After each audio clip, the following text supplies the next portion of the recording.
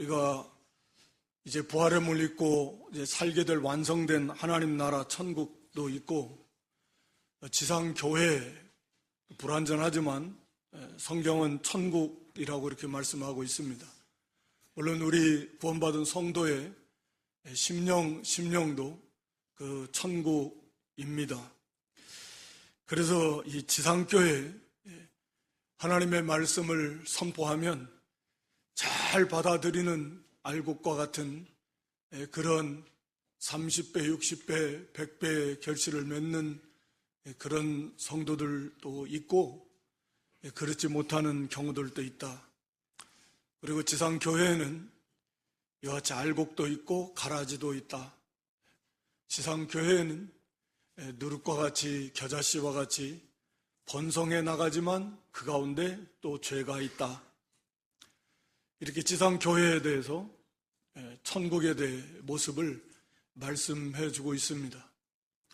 그런데 오늘 여기 본문 44절로 50절의 세 가지 비유, 이 감추인 보화, 밭에 감추인 보화의 비유, 또 진주 장사의 비유, 또 그물 비유, 이 세 가지 비유는 이 구원받은 성도의, 그러니까 지상교회는 구원받은 성도들의 모습, 다시 말하면 천국을 아름답게 잘 세워나가는, 어떻게 하면 천국을 잘 세워나가는 것인가, 그런 그 천국을 이루어나가는 성도들의 모습에 대해서 우리에게 말씀해 주고 있는 것입니다. 그래서 여기 첫 번째 밭에 감추인 보화의 비유인데 44절에 보면 천국은 마치 밭에 감추인 보화 같다. 우리가 아마 잘 아시는 대로 이 팔레스타인 지역에 당시에 2000년 전에 또 그 이전부터 제대로 된 이 금융기관이 있기가 어렵고 갑작스럽게 전쟁이 많이 생깁니다. 쳐들어오고 그럴 때 이 많은 재물들을, 특히 부자들은 어떻게 가지고 피난할 수 없습니다. 그래서 아마도 그것을 항아리에다가 평상시에도 그렇게 준비를 해 놓지 않겠나 싶은데 그걸 다 이 보물을 거기다 다 담아서 땅을 파고 거기에다가 이제 감춰두는 것입니다. 땅을 나름대로 깊게 팔 것이고 어디에다 감춰두는가 본인들만 알 것이고 그런 일들은 이렇게 일상적으로 있어 오는데 문제는 그렇게 피난 갔다가 돌아오지 못하고 다 몰살당하고 죽고 뭐 그런 경우들이. 그래서 시간이 흘러서 그런 이제 땅들이 매매가 되고 주인이 바뀌고 뭐 그러다가 이제 후대에 우연치 않게 사람의 입장에서 볼 때 거기 밭에 뭐 밭을 일구다가 뭐 보화를 발견하는 일들이 흔하지는 않지만 드물기는 하지만 그런 일들이 있었다 그래요. 그래서 예수님의 이 비유는 당시의 유대인들의 입장에서는 너무나 익숙한 그런 그 사실을 들어서 비유의 말씀을 주고 계시는 거죠. 그러면 이제 사실은 비유라고 하는 것이 비유이기 때문에 해석도 사실은 일치가 되지 않는 경우가 많습니다. 오늘날에는 여러분들이 뭐 방송을 듣고 여러 뭐 듣는 분들이 많은데 같은 본문을 가지고도 정반대의 그렇게 설교를 듣는 경우들도 왕왕 있을 것인데 오늘 본문의 내용도 그런 본문 중에 하나이기도 합니다. 그래서 이 밭이 무엇이냐? 이 사람은 누구냐? 보화는 또 어떤 것이냐? 이런 것들에 대해서 전혀 다른 각도에서 이것을 뭐 설명하기도 하는데 그것이 잘못됐다, 뭐 어느 것이 옳다 이런 것은 뭐 합당하지 않은 것 같고 하여튼 오늘 우리가 배운 대로 또는 또 저는 그것이 확실하다라고 믿고 있기 때문에 이제 그 기준에서 이 말씀을 증거하고자 하는 것입니다. 그래서 이 밭은 거기 38절에 보면 예수님께서 밭은 세상이다 라고 이렇게 설명해 주고 계십니다. 그래서 이 밭은 이 세상인데 우리 성도들이 살아가면서 당하는 우리의 그 환경입니다. 여러 가지 일들을 다양하게 만납니다. 이 밭이 우리가 거기 가서 일을 하고 있잖아요. 지금 밭에서 일을 하다가 거기에서 감추인 보화를 발견하는데, 그러니까 여기서 이 밭은 그런 거예요. 우리들도 이 세상에서 살아갑니다. 다양한 일들을 만나고 그런 환경을 만나면서 우리가 살아가게 되어 있습니다. 바로 밭은 바로 그런 환경을 말합니다. 우리가 살아가면서 만나는, 우리가 처해 있는 그런 삶의 환경. 그러니까 누구도 예외일 수는 없습니다. 누구에게나 다 이 밭은 있는 것입니다. 다 이 땅에서 살아가고 있으니까 이런 일을 만나고 저런 일을 만나고 저런 환경에 처하게, 다양한 환경에 처하게 되어 있다라고 하는 것입니다. 그런데 문제는 그 밭마다, 그 밭에 보화가 있다라고 하는 거죠.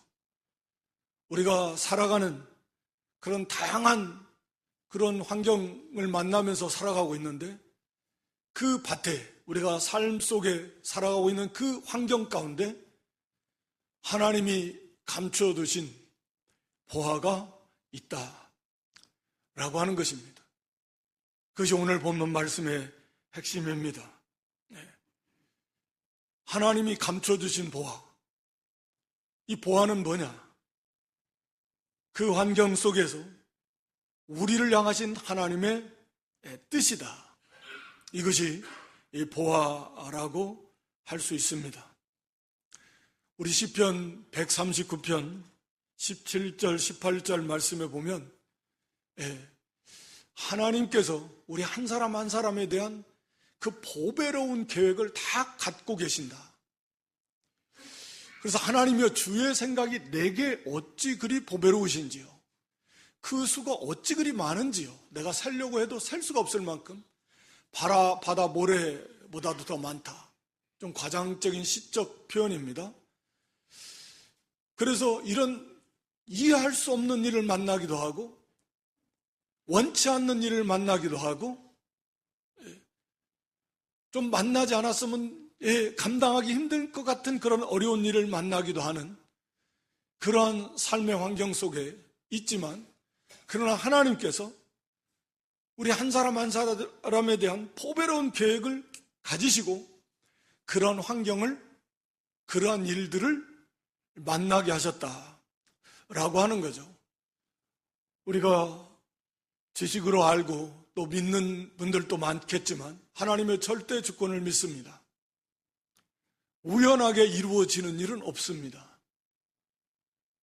참새 2마리 한 아사리온, 참새 5마리가 아사리온 2에 팔리는 일, 당시 유대 사회에서 시장에서 있는, 오늘날로 말하면 우리 마켓에서 우리도 시장에서 조그만하게 돈 주고 받고 하면서 물건 사고 파는 그 사소한 일들, 그 사소한 일들이 참새 잡아가지고 사고 파는 그런 일들조차도 하나님께서 허락하지 않으면 그 참새 한 마리도 땅에 떨어지는 법이 없다.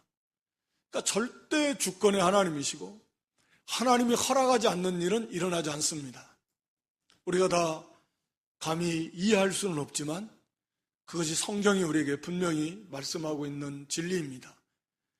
그렇다라고 하면 우리 성도가 처한 환경, 우리가 만나는 일들, 그것이 무엇이 됐든 그것이 그냥 저절로 우연하게 재수 없어가지고 운이 없을라니까 만나는 일들인가? 그런 것은 아닐 것이다. 원인이야, 드러난 원인이야 여러 가지가 있겠지만 우리가 다 헤아릴 수도 없을 겁니다. 분명한 것은 하나님의 허락하심 속에서 이러한 일들이 일어나고 있다. 것은 분명한 진리이고, 그런데 하나님께서는 오늘 우리 시편 여러분들이 보시는 이 139편의 본문의 말씀을 통해서 우리에게 그 모든 보배로운 계획을 가지고 계시는데, 그 계획을 이루어 가시는 그런 방편으로 여러 가지 일들을, 환경을 우리에게 주신다 라고 하는 것 또한 분명한 진리일 것입니다. 그러니까 오늘 여기 다시 본문으로 돌아와서 우리에게 하나님께서 허락하신 각자의 다양한 환경 속에서, 그게 우리가 살아가는 밭인데, 그 가운데 드러나지 않은 감추어져 있는 하나님의 보배로운 계획이 있다 라고 하는 것입니다. 고린도전서 3장 21절로 22절에도 보면 거기에 모든 것이 우리를 위해 존재한다, 우리의 유익을 위해서. 그래서 사람 자랑하지 말아라, 만물이 다 너희 것이다. 어떤 사람은 바울을 자랑하고, 어떤 사람은 아볼로 자랑하고, 어떤 사람은 베드로 자랑하고, 뭐 세계나 생명이나 사망이나 징크자나 장래 것이 다 너희 것이다. 물질 자랑하고, 권세 자랑하고, 어떤 것이 너 자랑하고, 그러지만 그거 자랑하지 말아라. 그거 의지하지 말라는 거예요. 왜요? 그 모든 것들은 우리의 유익을 위해서, 우리의 신앙의 유익을 위해서 하나님께서 우리에게 허락하신 그런 환경의 한 부분이요, 밭의 일부분입니다. 그러니까 반드시 우리가 당해 있는 이런 삶 속에서 다양한 일을 만납니다. 뭐 건강이 좀 안 좋다든지, 갑자기 뭐 어떤 물질의 어려움을 당한다든지, 직장에 문제가 있다든지, 사업에 문제가 있다든지, 또는 인간관계 속에서 어려움을 겪는다든지, 우리 가정적으로 볼 때도 뭐 가족을 통해서 크고 작은 여러 가지 일들을 만날 수가 있을 것입니다. 정말 다양한 그런 일들을 만납니다. 그런데 거기에 바로 하나님의 보배로운 계획이, 보화가 그 속에 감춰져 있다라고 하는 것입니다. 우리가 이것만 우리가 확실하게 믿어도 기대감을 가지는 거죠. 왜 나는 이러한 일을 만났을까? 왜 저런 사람을 만났을까? 내가 그냥 다시는 내가 다시 한번 주어진다면 그런 말 많이 하죠. 난 다시 저 사람하고 절대 결혼 안 할 것이다. 그렇게도 말할 것이고, 이런 일들, 저런 일들이 많을 것입니다. 어려운 일들도 많을 것입니다. 좋은 일보다는 사실은 안 좋은 일이 많아요. 기쁜 일보다는 참 고통스럽고 슬픈 일이 더 많은 거예요. 그게 우리가 살아가는 모습 아닙니까? 그런데 거기에 하나님의 보화가 감춰져 있다라고 하는 거니까 우리가 거기에 기대를 가지고 오히려 낙심, 원망, 불평이 아니라 오히려 하나님 앞에 기대를 가지고 이 보화가 무엇일까 하는 것을 우리가 찾아야 되지 않겠습니까? 우리가 성경에 보면 요셉 같은 경우 창세기 45장 5절, 7절, 8절에 기록해 놓고 있습니다. 요셉이 이제 자기 형들을 만나서 하는 말이잖아요. 당신들이 나를 이곳에 팔았다고 해서 근심하지 말라, 한탄하지 말라. 하나님이 생명을 구원하시려고 나를 당신들보다 먼저 보내셨다. 또 7절, 8절에 보면 하나님이 큰 구원으로 당신들의 생명을 보존하고 당신들의 후손을 세상에 두시려고 나를 당신들보다 먼저 보내셨나니, 8절에 그러므로 이곳에 보낸 분은 당신들이 아니다, 하나님이시다. 이게 저절로 그냥 깨달아졌을까? 요셉도 형들에 의해서 노예 상인들에게 팔려가지고 참 끔찍한 일이죠. 겪어보기 어려운, 비록 이복 형제지만 형들이잖아요. 같은 아버지를, 그런 아들들인데 자기를 노예 상인에게 팔아버려가지고, 그래서 애굽으로 팔려가가지고. 그래서 노예 종살이를 하고 있는 게 참 기가 막힌 거죠. 어린 나이에. 얼마나 참 고통스러웠겠어요. 거기서도 막 울면서 부르짖었다 그랬잖아요. 요셉이. 제발 자기 팔지 말라고. 형들한테. 그래도 형들이 매정하게 팔아버렸잖아요. 그래서 보디발 장군의 집에 팔려가서 거기서 이제 노예 생활하면서 종생활하면서 참 말이 그렇지 어린 소년이 얼마나 많이 고통스러워하면서 막 힘들어하면서 또 하나님 앞에 도대체 어떻게 해서 이런 일이 일어났을까? 왜 일어나야만 되는가? 내가 왜 이런 일을 만나야만 되는가? 당연히 그런 생각이 안 들겠습니까? 하나님을 섬기는 사람인데 하나님 앞에 얼마나 많이 기도도 하고 울부짖고 처음에 막 가면서 처음부터 막 누가 얼마나 환영을 했겠습니까? 하나님이 함께 해주시는 은혜 속에 이제 길이 열렸지만 그 기간이 무려 13년이라고요. 13년. 잠깐 몇 달이 아니에요. 1, 2년이 아닙니다. 감옥에도 갇히고 억울하게. 그런 과정 속에서 요셉도 그런 문제들을 낙심하고 원망하고 막 형들 한을 맺으면서 두고 보자. 반드시 나가서 가만 안 두겠다. 막 그런 것도 아니면서 하나님 앞에 아마 기도 많이 했겠죠. 하나님이 분명히 약속도 주셨는데 꿈을 통해서 하나님의 계시. 그런데 왜 이를 만났을까? 하나님 앞에 부르짖고 그런 가운데서 하나님께서 그런 깨달음 응답을 주신 거죠. 아하, 하나님 나를 여기에 보내셨다. 그것을 깨달은 다음에 언제 어떻게 하나님께서 언제 이 깨달음을 주셨는지 모르겠지만 요셉에게 이 깨달음을 주셨고 또 요셉은 하나님이 약속하신 그 분명한 그 약속, 그 비전이요, 그 꿈이요. 그걸 믿었기에 거기서 낙심하고 원망하고 형들을 미워하는 그 한을 품고서 그렇게 살지 않았습니다. 그래서 그 속에 하나님이 나를 여기로 보내신 이런 일을 만나게 하신 하나님의 보배로운 계획이 여기에 있구나.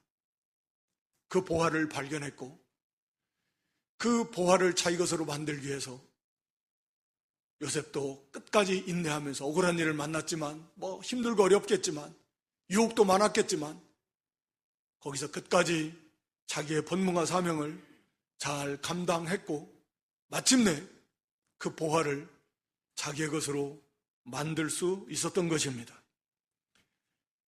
아삽 같은 경우도 시편 73편에 보면 여러 번 제가 말씀하고 있지만 본문이 길으니까 다 인용할 수는 없고 아삽도 참 괴로웠습니다. 경건하게 사는 사람이었는데 그렇게 매일매일 힘들고 어려운 삶을 살아가고 있는 거예요.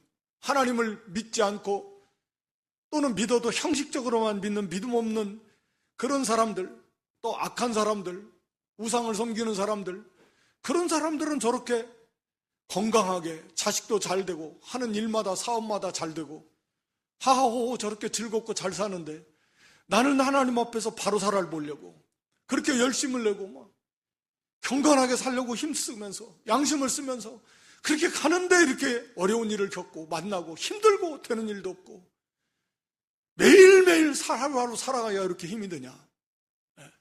그래서 아삽도 그랬어요. 다 집어쳐버릴까?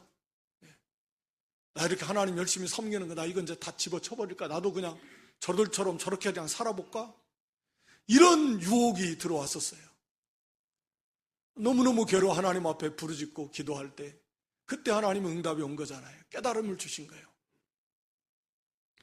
저들은 하나님의 백성이 아니니까 그냥 내버려 두시는 거예요. 그러나 자신은 하나님이 자기를 정금 같은 신앙으로 잘 만들어서 하나님을 가까이 하게 하려고 이 어려움 속에서 하나님을 찾고 하나님을 의지하고 그래서 하나님을 알게 하시고 더 하나님 철저하게 하나님만 의지하고 살게 하시려고 그래서 더 아름다운 믿음의 사람으로 만들어서 하나님 나라로 데려가시려고. 그러나 저들은 하나님께서 때가 되면 다시는 기회 없는 영원한 하나님의 심판에 던져지게 될 것이다 라고 하는 것을 이 아삽이 깨닫고 오히려 그 속에서 하나님 앞에 감사하며 감격하면서 그 어려운 환경 속에 처해진 하나님의 그 보화를 발견한 다음에 이제 그것을 잘 감당하는 그러한 삶을 살게 되는 것이죠. 우리가 요한복음 9장 1절로 3절에도 보면 나면서부터 태어난 소경이 있어요. 이 사람 태어나면서부터 앞을 못 봤으니까 참 기가 막힌 일이겠죠. 그런데 어느 날 예수님과 제자들이 그 사람 앞을 지나면서 자기도 그렇게 알고 싶어 했던 것을 가르쳐 주잖아요. 도대체 이 사람이 왜 이 사람은 태어나면서부터 소경으로 태어났습니까? 네. 그때 3절에 예수님께서 여기에 대한 하나님의 보배로운 계획이 있다. 네. 그에게서 하나님이 하시는 일을 나타내고자 하심이니라. 예. 그저 우연하게 되는 일은 없습니다. 하나님의 절대 주권 속에서 이루어져 가는 건데, 특별히 하나님의 백성들에게 있어서는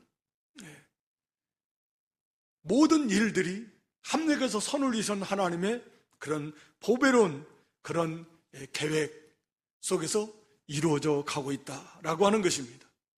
우리가 잘 아는 고린도후서 12장 7절로 9절에 사도 바울의 모습이 나오죠. 사도 바울이 하나님 일을 하는데 이 육체에 가시처럼 콕콕 찌르는 질병이 있었어요. 그러니까 가시니까 얼마나 괴롭겠습니까? 이 능력의 사도이고 성령의 충만한 사도이고 이 복음을 전하는 정말 막중한 사명을 감당하는 사도 바울인데, 하나님께서는 그 사도 바울에게 육체에 가시를 줬단 말이에요. 콕콕 찌르는 것처럼 괴로운 고통스러운 그런 질병을 주셨단 말입니다. 우리는 그 질병이 눈의 질병이다라고 우리는 이해를 합니다. 아마 맞을 것이라고 생각하는데 어찌됐든 너무 괴로워요. 이것만 없으면 하나님 앞에 더 즐겁고 기쁘고 효과적으로 더 사역을 잘 할 수 있을 것 같은데, 그래서 하나님 앞에 특별 기도를 3번씩이나 했지 않습니까? 그러나 하나님께서는 첫 번째 기도, 두 번째 기도에는 응답도 없으시다가 3번째 기도 때 응답을 주신 것이 이게 바로 하나님의 은혜였다. 네, 거기 9절 이하에 이것이 내가 너에게 준 은혜다. 이것이 있어야 네가 교만해지지 않고 하나님을 철저하게 의지하게, 그래야 하나님의 능력이 사도 바울을 통해서 나타나게 될 거고 맡겨진 사명을 잘 감당할 수 있게 되기 때문이다. 이것이 바울의 이 보화였습니다. 고통의 환경이었지만 그건 하나님이 주신 은혜예요. 보배로운 계획 속에서 주신 그 보화였던 것이죠. 바울은 그것을 발견했습니다. 그래서 너무너무 그 가시가 없어지진 않았어요. 그 질병이 없어지진 않습니다. 그러나 이제는 그것이 너무 기쁘고 즐거운 바울에게 보화가 되었고 하나님의 은혜를 깨달아서 이제는 더 이상 그것 때문에 괴로워하지 않았어요. 오히려 그것을 자기의 보화로 삼아서 그걸 잘 감당하면서 끝까지 겸손하게 하나님을 의지하며, 그래서 사역을 아름답게 하나님의 기뻐하시는 그 사역을 잘 감당할 수 있었던 거죠. 바로 우리의 삶 속에서도 우리가 원하든 원하지 않든 대부분 원하지 않는 것들이 많은 그런 일들을 만납니다. 그런 환경에 처하게 됩니다만 그 가운데 하나님의 보화가 감추어져 있다라고 하는 것입니다. 우리도 그 보화를 발견해야 돼요. 괴롭고 힘들어요. 왜 이러한 일을 만났을까? 하나님 앞에 지금 앞서 우리가 살펴본 믿음의 선생들은 보화를 저절로가 아니라 하나님 앞에 기도하며 그 하나님의 은혜 속에서 그 보화를 발견하게 된 것입니다. 우리도 삶의 문제, 질병으로 대부분 질병 한두 가지 없는 분 없을 만큼 때로는 또 어려운 질병을 갖고 계시기도 할 것이고 어려운 문제들이 많이 있을 겁니다. 왜 이러한 일을 만났을까? 왜 하나님이 이러한 환경을 나에게 허락하셨을까? 거기에 반드시 하나님의 보화가 있다라고 하는 것입니다. 그 보화가 무엇일까?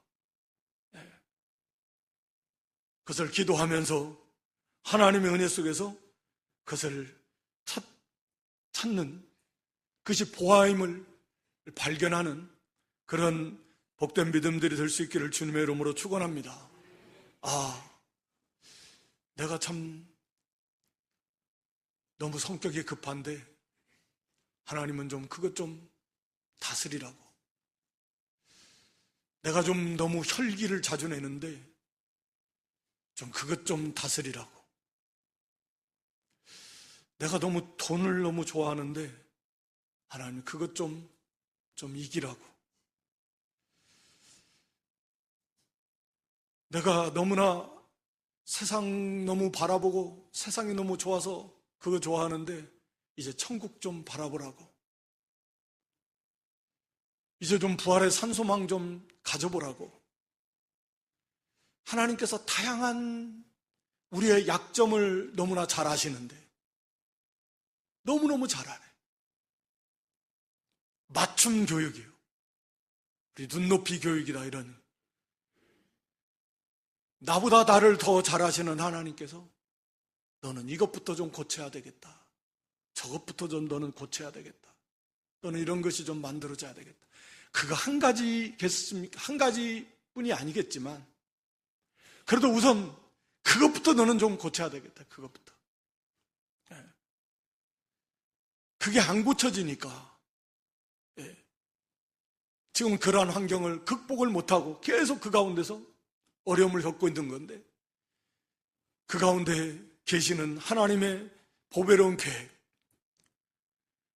왜 나에게 왜 저런 자꾸 이런 부정적인 그런 퀘스천 마크를 붙여가면서 생각하는 것이 아니라 거기에 나를 향하신 하나님의 보배로운 계획이라고 하는 것, 그 보아라고 하는 것을 여러분들이 먼저 깨닫는다면 그렇구나. 거기에서 이제는 내가 이것을 만들어져 가야 되겠네. 늘 원망하고 불평하고 맨날 거기서 넘어지고 맨날 도돌이패처럼 거기서 넘어지고 또 넘어지고 또 넘어지고 매일 같은 자리에서 화를 내고 싸우고 다투고 원망하고 불평하고 그런 게 아니라 이제 좀 그거 좀 만들어지라고. 제발 이 환경을 좀 벗어나게 해주세요. 제발 이 환경을 바꿔주세요. 그러면 안 되잖아요. 못 만들어졌는데 그걸 못 고쳤는데 그게 환경이 바꿔지면 되겠냐고요. 그걸 고쳐지고 그걸 만들어진다면 자연스럽게 그 환경은 변화가 될 것이다. 내가 거기에서 하나님이 원하시는 대로 참으로 인내를 배우고 온유를 배우고 겸손을 배우고 사랑을 배우고 긍휼을 실천하는 사람이 만들어져 간다면 더 이상 이 환경 바꿔주세요. 그런 기도할 필요가 없을 거예요. 이미 바꿔졌으니까. 내가 변화되었으니까. 그래서 내가 감사하고 기뻐하니까. 우리 각자가 처한 그 삶의 밭, 없는 사람 없는데 거기에 하나님의 보배로운 계획이 보화가 감춰져 있다라고 하는 것입니다. 그것을 깨닫지 못하면 밭을 가는 그 수고, 힘들게 땀만 흘리고 늘 힘만 들지. 그러나 거기에 보화가 감춰져 있다. 그것을 깨닫는다라고 하면 여기 큰 기쁨, 44절에 그랬죠? 사람이 이를 발견한 후에 숨겨두고 기뻐하며 돌아가서 기쁨이 충만하게 될 것입니다. 이 보화를 발견했으면 기쁨이 충만해요. 그래서 이제는 그 밭을 자기 것으로 만드는 거예요. 왜냐하면 그 밭에 감추인 보화는 그 밭의 소유자가 주인이니까 보화를 캘 수는 없어요. 밭을 사야만 그 보화의 주인이 되는 거예요. 당시 주인은 거기에 아마도 그 보화가 감춰져 있는지 모를 거니까 하여튼 가서 그 밭을 사는 거예요. 기쁨으로 가서, 아하, 이러한 환경이, 여기에 이런 보화가 감추어져 있네. 그래서 오히려 이제는 기쁨으로 변하게 될 것입니다.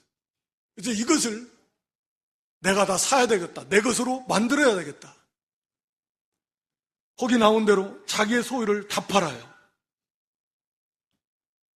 자기의 소유를 다 팔아서, 즉 자기 것, 자기 중심, 자기 위하는 것, 그거 다 버리고 자기의 시간과 자기의 힘과 또 모든 물질고 모든 것을 다 쏟아서 이것을 자기 것으로 만들어버리는 겁니다. 하나님 앞에 부르짖고 내가 이것을 위해서 이러한 하나님이 이 보화, 나에게 주신 이 보화를 내 것으로 만들기 위해서 내가 적극적으로 그 환경을 피하는 것이 아니라, 도피하는 게 아니라, 원망하고 불편하는 것이 아니라 거기에서 내가 그러한 사람으로 만들어지기 위해서 하나님 앞에 부르짖고 전심전력을 다해서 자기 것으로 만들어가는 것이다. 그게 이 밭에 감추인 보화, 이 성도가 어떻게 구원을 이루어가고 어떻게 천국을 만들어가는가 라고 하는 것입니다. 그렇게 자기 자신이 만들어져 갈 때, 그 보화를 자기 것으로 만들어 갈 때 자기 안에 놀라운 하나님의 그 나라가 풍성하게 임하게 될 것이고, 가정이 아름다운 천국으로 점점 변화되어져 가게 될 것이고, 교회가 그렇게 되게 될 것이다 라고 하는 것입니다. 그래서 먼저는 이 밭에 감춘 보화를 발견, 내가 정말 이게 보화인가? 그렇게 하나님 앞에 깨닫게 되는, 하나님이 깨닫게 해주시는, 내 모든 것을 다 팔아서라도 반드시 이것을, 이 보화니까 내 것으로 만들어야 되겠다라고 하는 그 보화의 가치를 그런 깨닫는 그런 하나님의 은혜가 있기를 바랍니다. 이게 하나님의 이 보화인 줄을 알기는 아는 것 같은데 그것을 애써서 그렇게 만들고 싶지는 않은, 자기 것을 다 희생해서 그것을 자기 것으로 삼고 싶지는 않은, 분명히 말씀을 통해서 이건 알겠는데 그게 진짜 보화인 줄은 모르는, 깨닫지를 못하는 거죠. 무슨 말인가는 알겠는데, 오늘 본문 말씀을 통해서도 무슨 말인가는 내가 알겠다. 그런데 그게 진짜 가치가 있는 그런 보화일까? 내가 이 모든 것 다 팔아서 그것을 살 만한 그런 가치가 있는 보화일까? 그것이 보화는 아직 그것을 보화를 발견하지 못했다라는 거죠. 보화인 줄 모르는 거니까. 이것이야말로 진정한 보화구나. 그래서 그것이 진정 하나님의 놀라운 은혜 속에 그런 깨달음을 얻게 되고, 그래서 이것은 진정으로 내가 이 보화를 나의 것으로 만들기 위해서 내가 모든 것을 다 희생하고 모든 것을 다 팔아서 내 이것을 내 것으로 취하는, 그래서 정말 그 환경 속에서 내가 하나님이 계획하신 그 보배로운 계획대로 정말 잘 만들어지는, 정말 온유해지고 겸손해지고 인내를 배우고 사랑과 긍휼을 실천하는, 하늘의 소망, 부활의 산소망으로도 풍성해지는 그런 사람으로, 그런 보화를 이렇게 자기 것으로 만드는 저 여러분 모두가 될 수 있기를 주님의 이름으로 축원합니다. 두 번째 진주 장사 비유도 비슷합니다. 다만 이것은 진주를, 그러니까 진주가 무엇일까? 진리를 사모해서 그것을 갈급해서 그걸 찾기를 원하는 그 성도의 모습이어야 될 것이다. 우리가 시편 107편 9절에 이 구원의 세계는, 하나님의 세계는 사모하는 만큼 하나님 은혜를 주십니다. 사모하지 않으면 결코 하나님 은혜를 받을 수 없을 것이다. 그래서 진리를 사모하고 그 하나님의 귀한 그 은혜를 사모할 때 하나님께서는 그런 진리를 깨닫게 해주실 것이고, 그 진리를 깨달은 다음에는 그 진리를 지적으로만 아는 게 아니라 내가 그런 진리를 내 것으로 삼기 위해서, 내가 그런 사람이 되기 위해서 역시 모든 소유를, 모든 것을 다 팔아서 그것을 자기 것으로 만드는, 우리 계시록 3장 18절에도 사야 됩니다. 예. 그래서 불로연단한 금을 사라, 흰옷을 사라, 안약을 사라, 사야 되는, 우리가 힘을 써서 자기 것을 팔아서 사야 됩니다. 자기 것을 팔면 반드시 살 수 있어요. 세상 것은 돈이 부족하면 못 사지만 이 세계는 안 그래요. 자기 것을 다 팔면 누구든지 반드시 살 수 있습니다. 이게 구원의 세계예요. 여기 마지막 세 번째 간단하게 살펴보고 마치려고 하는데요, 이 금을 비웁니다. 금을 쳐놓고 그물을 끌어내서 당연히 거기에 물고기 먹을 만한 거, 쓸 만한 거, 다 좋은 것은 끌어내고, 거기에 못된 것들, 필요 없는 것들, 먹을 수 없는 것도 있고, 또 자칫하면 쓰레기 같은 것도 있고, 거기에 있을 거 아닙니까? 그러니까 그거 다 갈라서 좋은 것은 그릇에 담고 또 못된 것은 내버린다. 48절. 이건 어떻게 보면 상식인데 이것도 마찬가지입니다. 세상 끝내는 반드시 있게 될 겁니다. 그런데 주님께서 세상 끝날에 될 것을 여기서 비유로 말씀해 주실까? 거기 49절에 보면 세상 끝에도 이러하리라. 세상 끝날에도 이러한다라는 것은 세상 끝날이 아닌 지금도, 이 땅에서도 이러한 일이 이렇게 행해야 된다라는 말씀 아니겠습니까? 다시 말하면 우리 성도의 삶은 드러내놓고, 물속에 있는 금을 무엇이 잡혔는지 모르잖아요.